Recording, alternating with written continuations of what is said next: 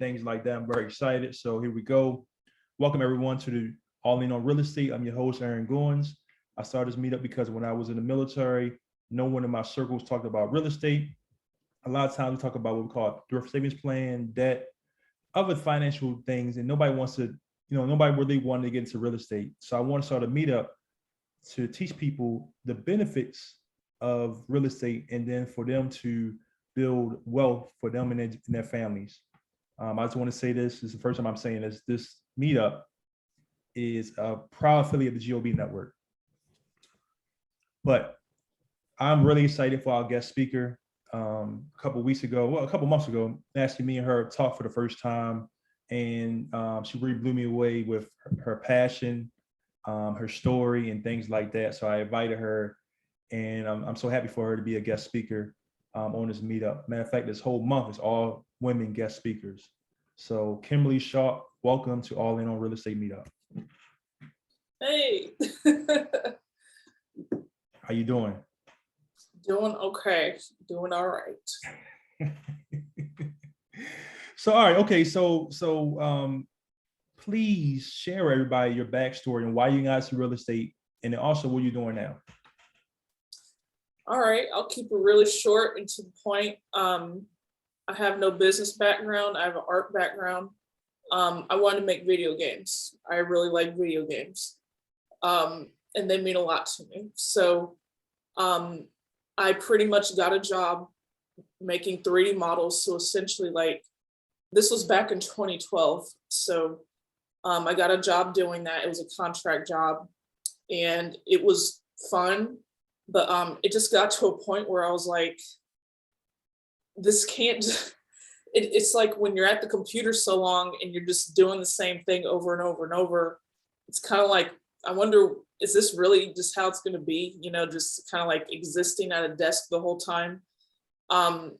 So with that said, after the contract was over, so after the project was done, that project was in Atlanta. So I moved back home to Indiana, and I was like, well, kind of what do I do now, since I have that feeling about kind of just working for someone else. So from that point, I taught myself web development and just started doing freelance projects. So during that time, a lot of like small businesses, their websites were not mobile friendly. So I taught myself like WordPress, some HTML, CSS type stuff, and then just started freelancing. And I would just go to the like local meetups and pass my business card out, and slowly built up like a small business that way.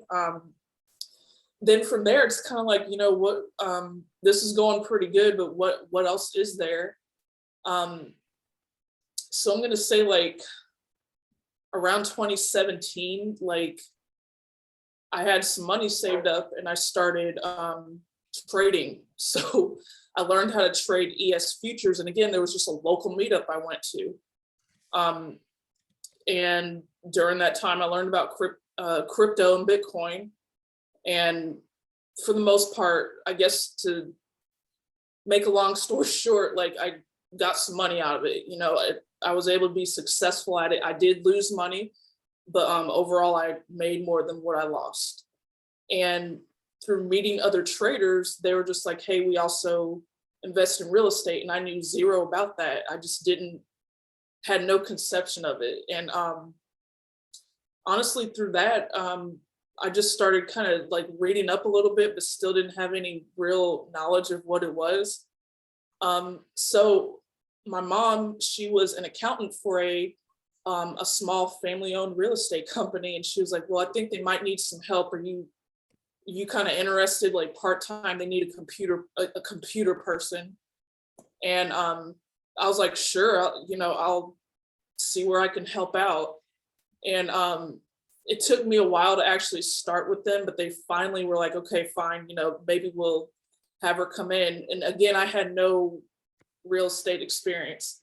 Little did I know that was an investor that now owns like around 1,500 properties in Indiana. And so I learned everything from just like property management, accounting, managing contractors, how he got the houses, how he leased them, everything, just a lot of stuff. So that's where I kind of learned about real estate. And while I was there, I was able to get a few rentals of my own. And then I got enough passive income, and I just parted on good terms. We're still in like good contact, but I just have passive income now. And now at this point, I'm like, okay, what's my next move? And that's where I'm kind of like, I started my commercial real estate journey earlier this year. And I'm still doing a lot of learning. So that's kind of where I am now. What I kind of specialize in is self-storage, and I did get a mentor for that. I like self-storage and I like triple net leases. I don't have as much experience with triple net, but I do have pretty good experience with self-storage so far. But yeah, that's where I'm at. It's kind of like just figuring out what to do each time. Again, I don't have a business background, but I just had to like mess up a lot and learn, and that's how I got here. And what my goal is to get pretty much get my first storage facility, hopefully by next year. I do have some good leads like that are off market, so hopefully those can go somewhere. But for the most part, yeah, that's where I'm at now. Okay. So I kind of guess you went full circle, because I mean, you talked about what you were doing beforehand, but what really intrigued you? Like, what really intrigued you and pushed you towards where you at right now? Because I mean, and to your partner as well. Because we don't. I talked to you. Matter of fact, your partner was on on Clubhouse today.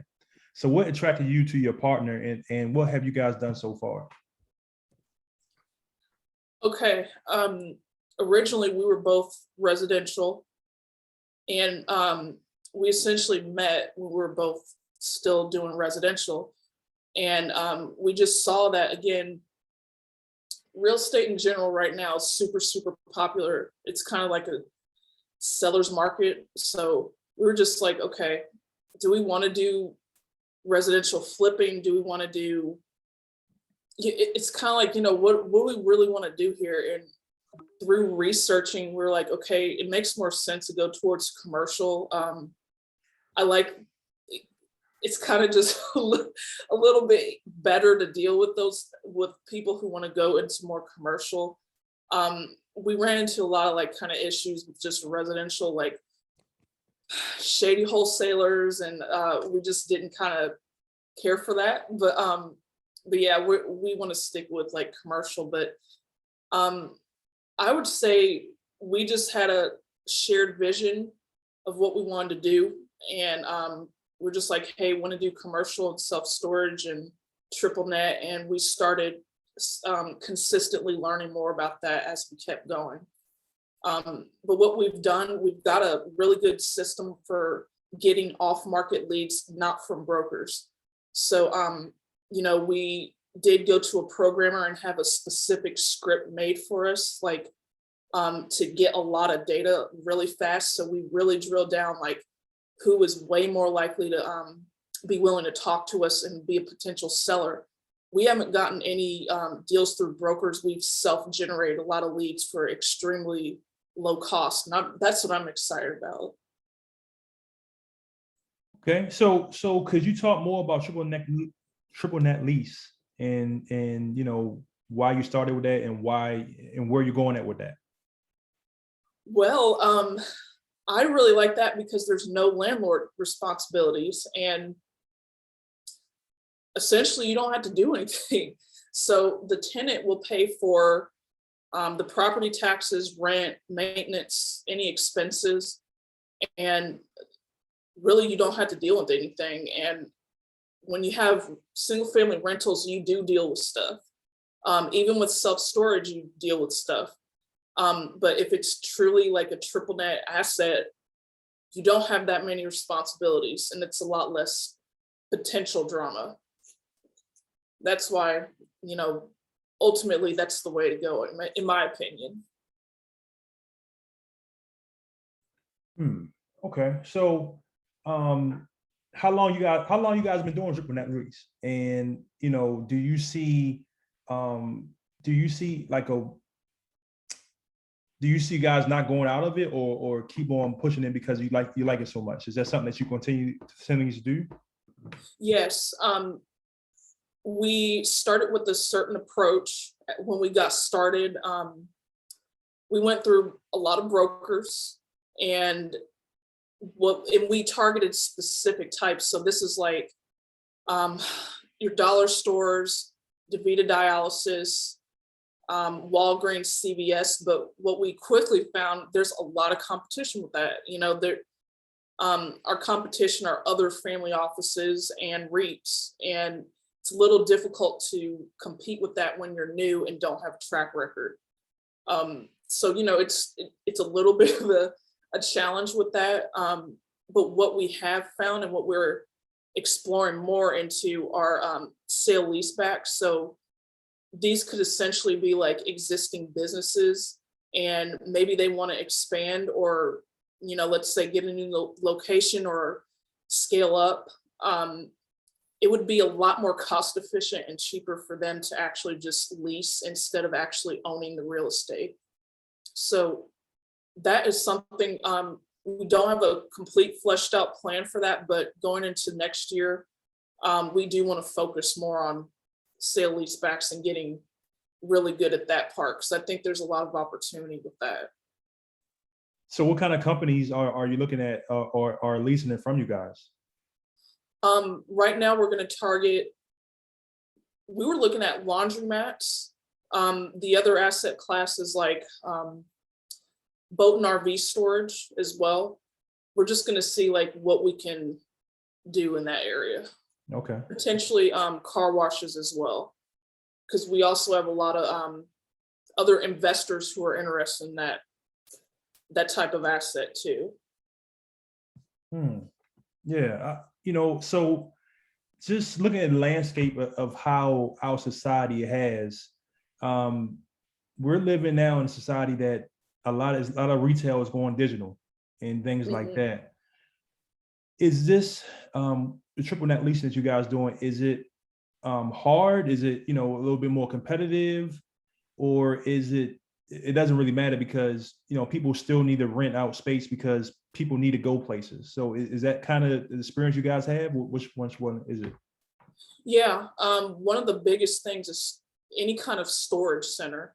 Since a lot of companies are more like, yeah, they're going to be online and that's just going to grow, but they need area for their storage. Like it could be frozen goods, it can be physical things, but there's a growing need for actual storage places. So I would say some would probably be going out. Like, I don't know if it's going to be restaurants or what, but essential businesses like grocery stores, dollar stores, medical centers of that nature, I don't think that's going to go out that much. I mean, a lot of people really need those, obviously. Right. Because we look at it so many times. How many businesses, and I've talked about this before in the past, especially restaurants, has been hot. That first year, everybody wants to go there. It's a hot place, but then after a year, the business start going south, and then 2 years later, it's out of business. And it would suck for somebody like you who own that land, and now you're out of business. You got to find something else. And I've seen the struggle that once a restaurant, I'm not saying for everything, but for what I've seen, once a restaurant is done, it's hard to put another business back in that's really going to generate, or stay there for a long period of time. That's very true. However, I think the cool part is a lot of self-storage investors, they're starting to buy these vacant shopping centers, restaurants, and they're converting them to self-storage. They can be indoor or just smaller, because that's what I've kind of seen, and I'm interested in that. But again, it's just a whole nother thing I have to learn. But yeah, there's always opportunity where there's distress, I think. Okay. Yeah. We had a guest speaker 2 weeks ago, Marsha, and she talked about self-storage and why she's excited about it. And then I told a story about AJ Osborne and how he used, like he brought a Kmart and Mm. turned to a self-storage unit and things like that. So, you know, and going to self-storage, is there a particular area that you're looking for?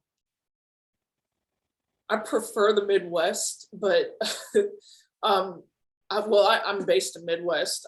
For the most part, I'm going to say no. If the numbers look good and it's in a, ideally, if like the traffic count looks good too, it can be, I think it can be worked. It kind of, hopefully it's in a growing residential area. I'll put it that way. Yeah. Okay. So, you know, you're going to do triple net lease. You're still doing self-storage. Are you guys still looking for like multifamily? Like how big, if multifamily, you trying to look for moving forward? Me personally, like if I do multifamily, I'd rather be a LP. I will focus on self-storage and triple net stuff. I'd rather just be a LP in multifamily, to be completely honest. There's a lot of great multifamily investors out there, and I'd rather trust the expert, and I'd just rather be LP on that. So are you raising capital for anything? At the moment, actively, no. Not right now. What we're doing now is some due diligence on a few facilities to see if it's worth it. But we already have some investors lined up who are already ready. So at the moment, like raising, like actively, like really raising, no, but we still always do investor outreach.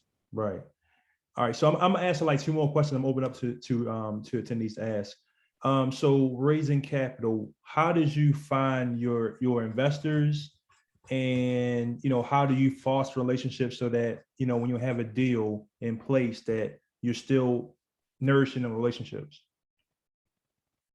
Well, the people that have invested, I've known them for several years already, from like past either jobs I've done for them. So for example, I did a website for a car auction here that was pretty big in Indianapolis, and it's called Indianapolis Car Exchange.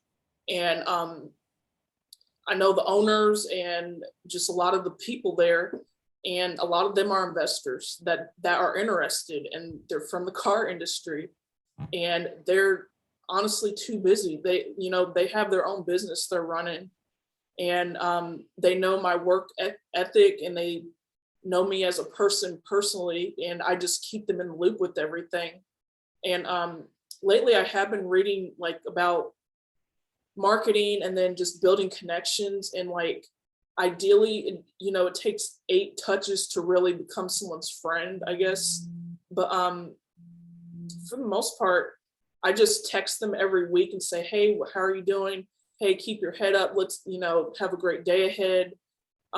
Hey, have you seen this? I pretty much send them things that they're interested in. And then I pepper in, hey, I just finished this project. Hey, I just took a look at this facility. What do you think? Oh, wow, you do that? And just kind of go from there. So just a text every week, and a call twice a month or more. And that, I just keep it simple that way. Okay, that's smart. That's smart. That's smart. One final question before we open up. If you had any advice for somebody who just starting off, what would you tell them in real estate? What would you tell them to do? It's okay to mess up. Seriously, I've messed up a lot. I've looked stupid numerous times. I've messed up a lot. I mess up all the time, and I just keep learning.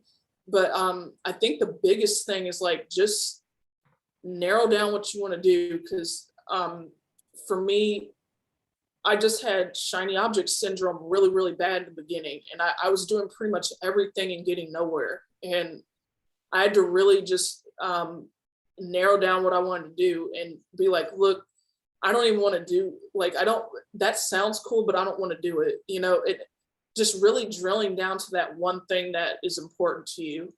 And I'm still working on that. But thankfully I've drilled it down to at least self-storage and triple net. I really like those. But yeah, you got to figure out your one thing really early on and get rid of all the extra noise, because there's a lot of noise. Is there any books that you recommend? Yeah, there's like two of them. Well, there's a lot. I really recommend The One Thing by Jay Papasan. The other one I recommend, and he had this guy on his podcast, on the One Thing podcast, Essentialism. I really like that one because it makes you just really focus on like, okay, is what I'm doing actually going towards the goal I want? You know, is answering all these emails and doing all this extra stuff really helping me get deals? You know, is it helping me raise capital? You just got to really figure out like what is the most important thing you need to be doing right then, and being aware of how you get distracted. But yeah, Essentialism and The One Thing, I highly recommend those. I got sad news about that. So I read The One Thing, and Essentialism I read, and I was like, I didn't get like 3/4 done. I went to and Lawrence knows where I go this one. I went to the airport. I missed my flight, and I lost my book. What? Yes. I lost that book. I was gonna read that book on the way to Vegas, and I was like, oh. And so I mean, I look for that thing forever. I love that book, and so I got to buy that book again and read the whole entire thing. But I love the Essentialism book. I think it's so smart, and I definitely recommend them. This two books as well. So look, I'm gonna open up for attendees. Usually I do a little bit later, but I want attendees to ask a little bit questions. I'm gonna have some questions for you later on as well, but I want attendees to open up. So anybody who has a question, please ask.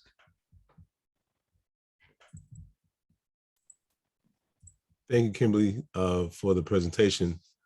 Great story you have. When you started, right, how did you figure out, because you're talking about narrowing things down, what made you start to figure, what was the point that made you say, you know what, I gotta stop going around in circles at the shiny object? What's the one thing that made you stop? What made you realize? I would say I got burned out. And I got really burned out, and this was a few months ago. And I had a deal, and it fell through. And the deal that one was going to be a fix and flip deal. So I had the lender lined up, I had the contractors lined up, everything was fine. The seller backed out, and I just feel like I put in a lot of work for it to back out, and I got burned out. I was like, why am I even? Why am I even doing this? And I took a break for a few weeks. I was just like, I don't even know if this is what I want to do. And so during that break, I literally made a spreadsheet of like, okay, these are all the things I'm interested in, and I put in a formula to give it a score, and I had a whole bunch of qualifying questions, and it came out to like, okay, I like self-storage and triple net, and those two came up at the top, and I'm like, okay, then I have to get rid of a lot of stuff. You know, I had to get rid of a lot of like ideas and things that I'm doing, because they're not even helping the real goal here. So that's, unfortunately, I had to burn out.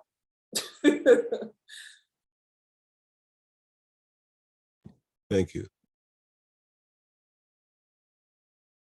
Claudia, I know you got something. That's an overseas investor right there. Hi, thank you for being here. It's awesome to hear another, your story. So you mentioned two books, and about like mindset. How important do you think mindset is, like in this like entrepreneurship, real estate world? And then what is your morning routine? Do you have like a morning routine? Yes. So I guess to answer the first question, me personally, I think it's extremely important. I had to change myself. And that meant tracking my numbers and being more organized and getting, you pretty much have to, unfortunately, I had to have like, when I burned out, I also had to have, it sounds crazy, but I had to have almost a spiritual awakening. And like I said, that sounds kind of crazy, but yes, I did start a morning routine. And yeah, like I get up at 5 in the morning, and I pretty much had to write down a card of the tasks I was going to do and what the order was. So I've been meditating for a few months now, and that really helps. Pretty much the book Miracle Morning, I do that, and I use the Savers method now. So get up, meditate, take the dog out, and we go on a run. Come back in. For me, I drink a lot of water in the morning, and then scribe, write, do my affirmations, do visualizations, eat breakfast, and then from there, just start. But yeah, right now I've been consistently doing that, and things are getting a lot better. Thanks for sharing. That's awesome.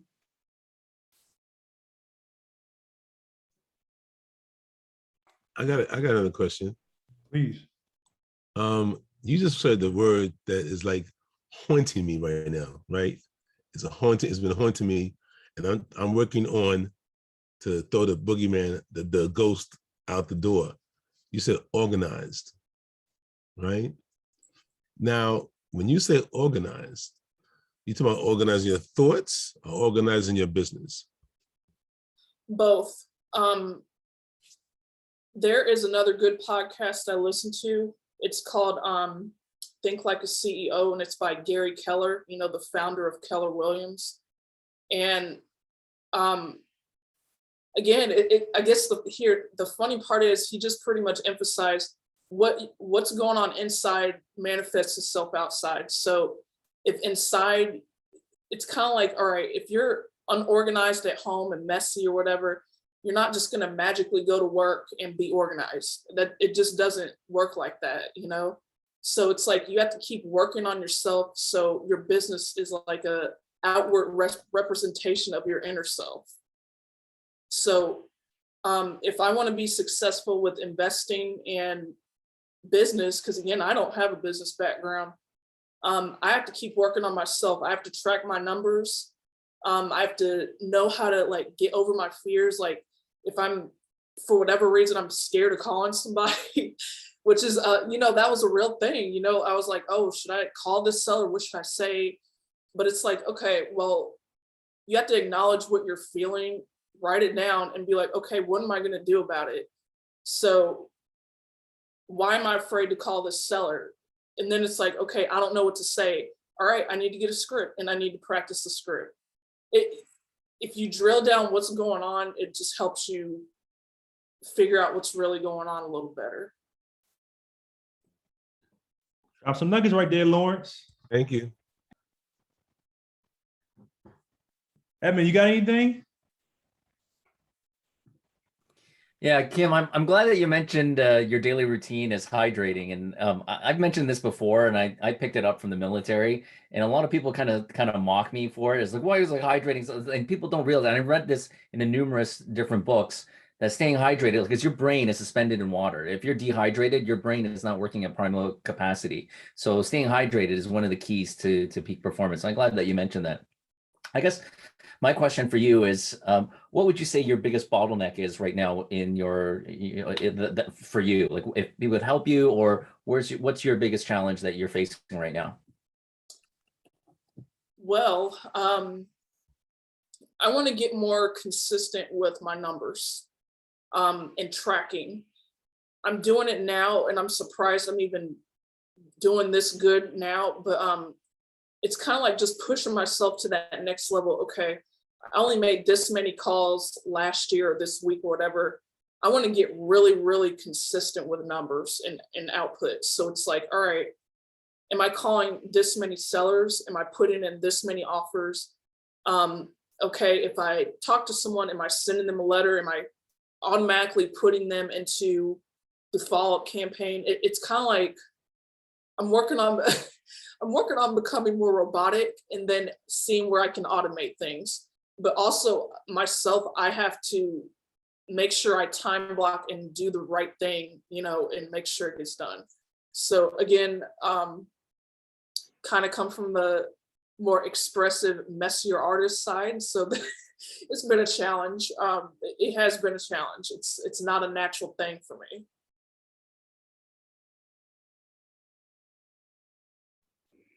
Hi, good night. I have a question.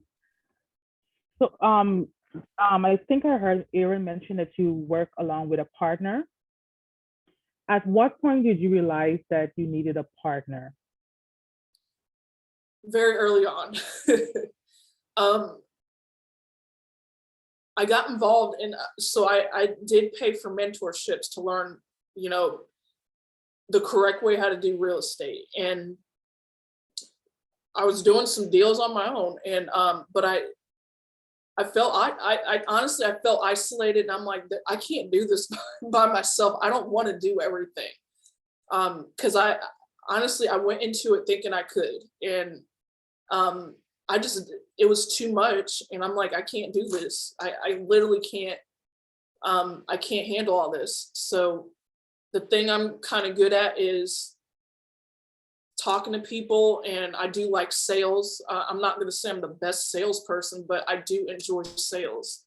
So investor relations, generating leads, and then you know, in general sales, that's what I like. And I want kind of someone else to help me with that, or do underwriting and the things that I'm not that great at. But yeah, very early on, yeah, it's not it's not going to work for me just doing like all this by myself. Okay, thank you for that. And what were you looking for in your partner? The biggest thing, and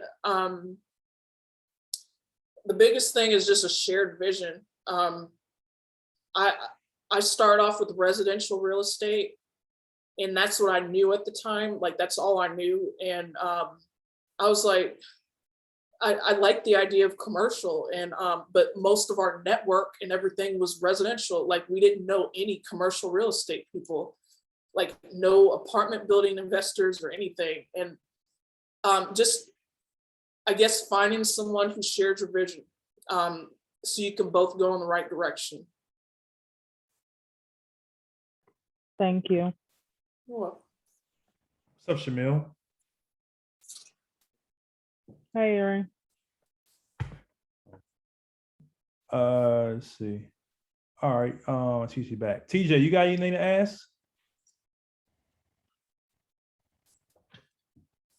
Well, I don't know if it was, been asked before because I had to step away. I put to bed my twins around this time, but I did hear your whole story, and I only left when they went into the questions. But Kimberly, I think you were in one of the clubhouse rooms. I don't want to say, because I think I connected with you because, yeah, okay. So I remember you because you trade.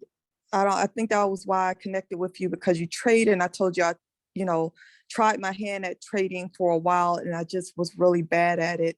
And so what my question is to you is, what drives you, not necessarily, why are you in real estate? Real estate is a very lucrative and recession-free type of area to be in. But I'm asking, what drives you as far as, how do you know where you want to settle in at? Like, what is it? Is it your strengths or your weaknesses, or do you have a passion for something, or is it a goal that you're trying to get to?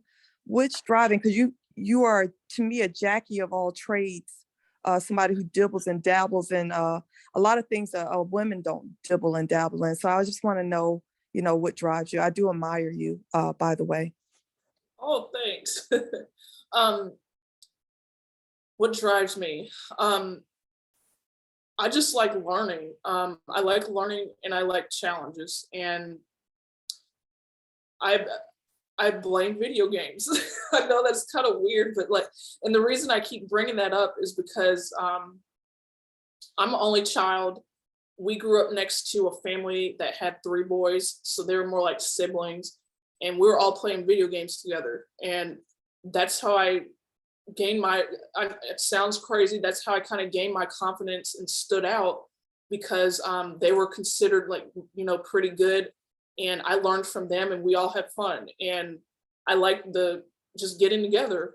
And so I'm kind of used to being in environments where I'm the only girl.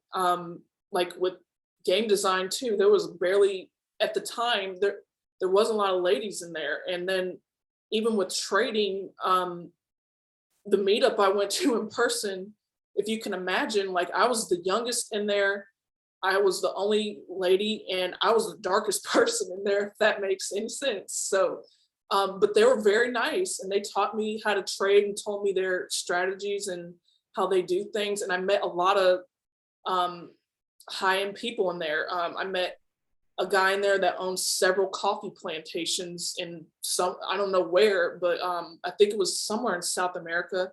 I also met the general manager of GE, Steve Hopkins. He passed away, but I did meet him, and he gave books to me. And I've just met a lot of high-end people going in that, and they often had real estate investments as well, and they traded and they had real estate, and I just saw that pattern over and over. But I guess really the thing that kind of motivates me, you know, I don't come from a wealthy family, and I was just never really taught any of this stuff, like zero. And I just, you know, I just want to see a better future for like when I start a family, and just starting that generational wealth thing. I think that's really cool. Thank you. I appreciate that. And I will connect with you, you know, offline as well. Okay, sure. Fred, go ahead, man, please.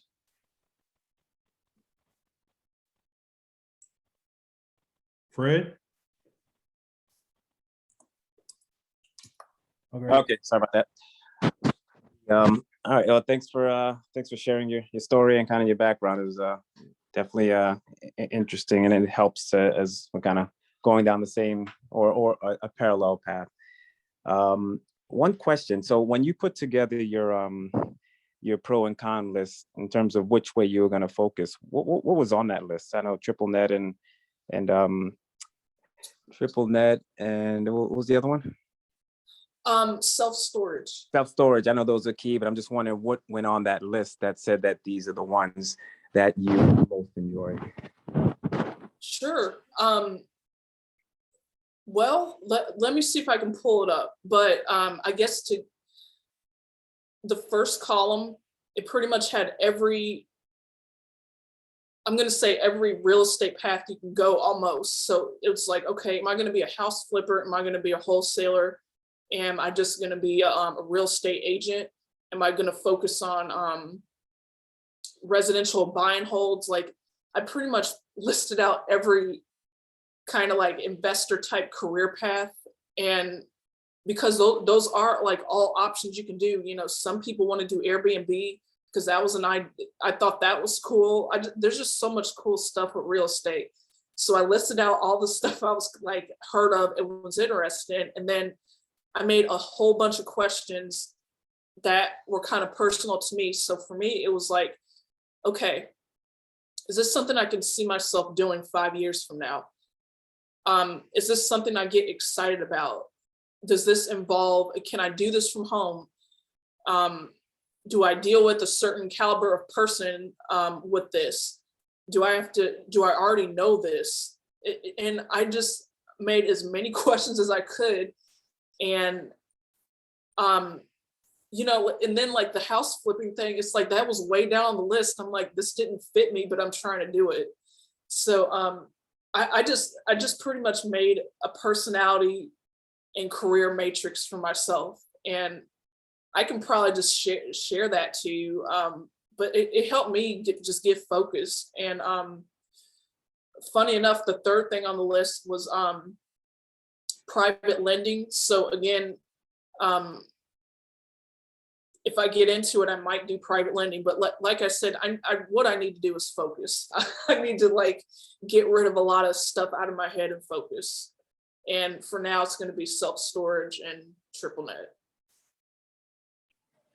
Awesome. Thanks for sharing that. I know it's with all these things, there's also a risk reward component. So I was just wondering whether that was also one. And I think triple net is there's less risk in it. And I think it's probably, my assumption is that there's a commensurate kind of reward just based off of that.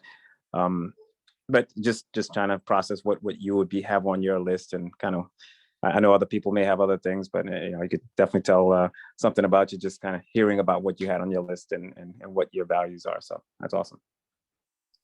Thanks. There's definitely some pros and cons to triple net, but my thing is, I need to find investments where they don't take too much time. I don't mind putting in, I don't mind doing some work, but trying to find investments that are a lot more passive, because I like traveling, I like doing art, I like video games. And so I'm trying to find investments where I don't have to, it doesn't take a whole bunch of time. That's what kind of fit me, at least. There's other people, like I have someone else I know, he needs to be working on the houses, he needs to talk to contractors, he needs to be doing all, that's just where he gets his energy. I don't. I lose energy talking to contractors because I've dealt with a lot. But more passive for me is the way to go. Okay, well, if you have any criteria in terms of what you're looking for in Connecticut, you can, I guess, maybe let me know, and if I find anything that fits that in the market, I can always share that. Sure, yeah, I'd love to take a look. Love a connection right there. I love it. All right, Mr. Creation Solutions, please ask your question. Hey, how you doing, Aaron? How you doing, Kara? Everybody on the call.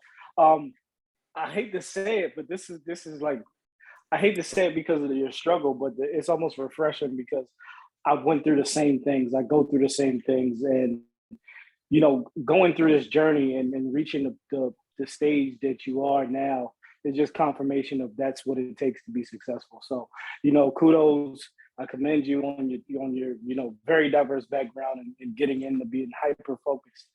So what really intrigued me, because I've been doing this for a while now, and been using some of the natural sources that most people kind of gravitate towards. But what really intrigued me about your presentation about how you came to this point was your lead gen scenario.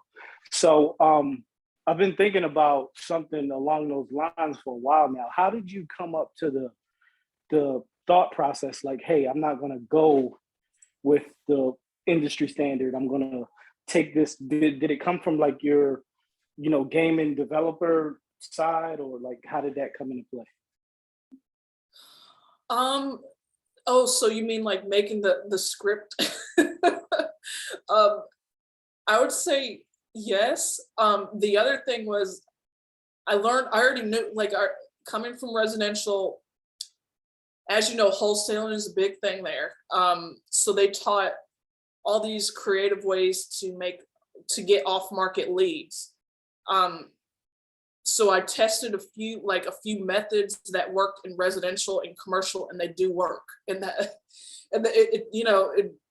it worked. And then I'm like, all right, instead of us doing this thing one by one, how do we automate that? And we literally found, I went onto Fiverr, and I knew I wanted it made in Python or something close to that. But I pretty much looked up a good Python developer. I contacted 10 of them.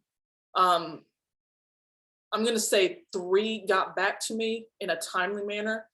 And then one he was timely, he had really good customer service. He was from Ukraine, and we paid him, and he did a wonderful job. He made exactly what we wanted. And we have several scripts for that, but now it's like, you don't have to do stuff one by one. It gets the owner data, it gets their contact information, their emails, sorts out, it also will sort out okay, who owns all these? So we know, okay, if it's a REIT that owns all these, all right, well, we gotta know who's in their acquisitions department and all that stuff. So it just took, the scripts we made are pretty much like great employees, you know, they do so much work where we don't have to do it. So that's what I'm happy about.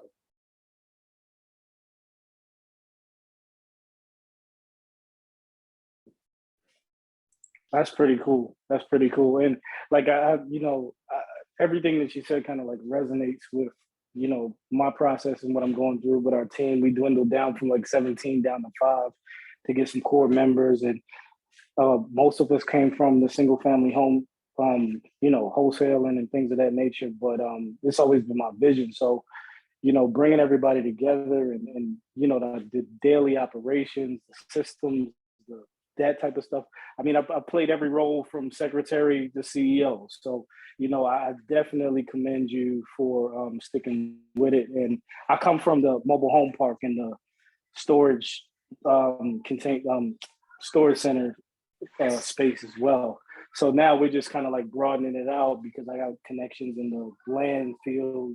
I mean, the land and the, you know, multifamily and things of that nature. So we're taking all of our expertise and we're just expanding and trying to scale. And you are there. So, you know what I'm saying? You know what it is. You're in the field, just like a lot of other people on the call. So, like I said, I really appreciate this. I appreciate Aaron for putting this on and having you as a speaker, because it just, you know, I had a little struggle today and it just reaffirmed me that, you know, we're doing the right things.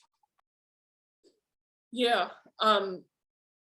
I think a big thing that I had to learn about myself is like, you know what, if you're feeling burned out, something's wrong, because you shouldn't feel that way. You know, that just means like, okay, you don't have a good enough system in place, or you don't have good work-life balance. Because again, with this stuff, it's a marathon.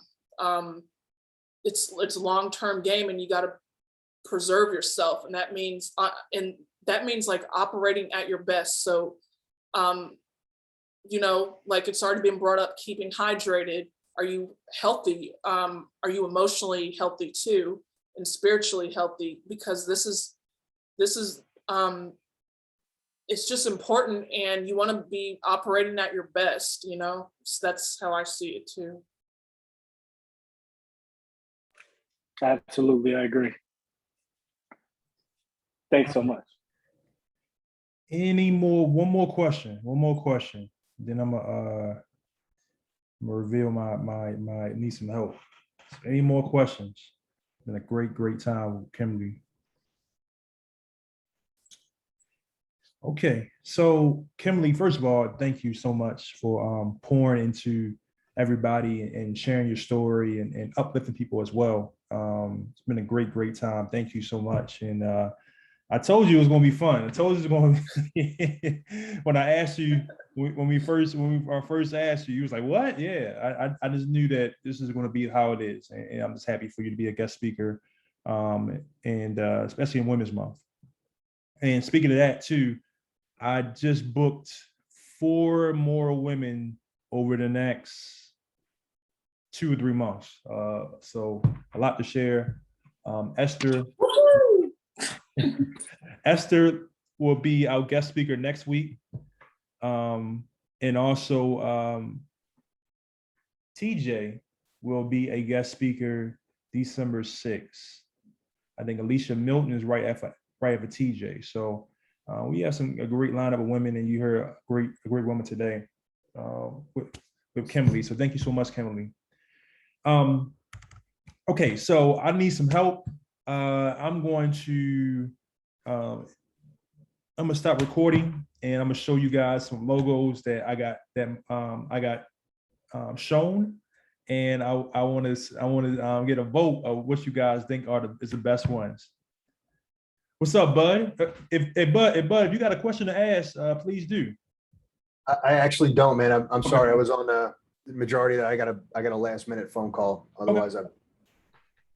Yeah. Congratulations again, man. I saw that post, man. Congratulations again, man. Yeah, thank you. Look at this. My guys made this box for me. It's awesome. Beautiful. Love it. All right. So let me stop recording.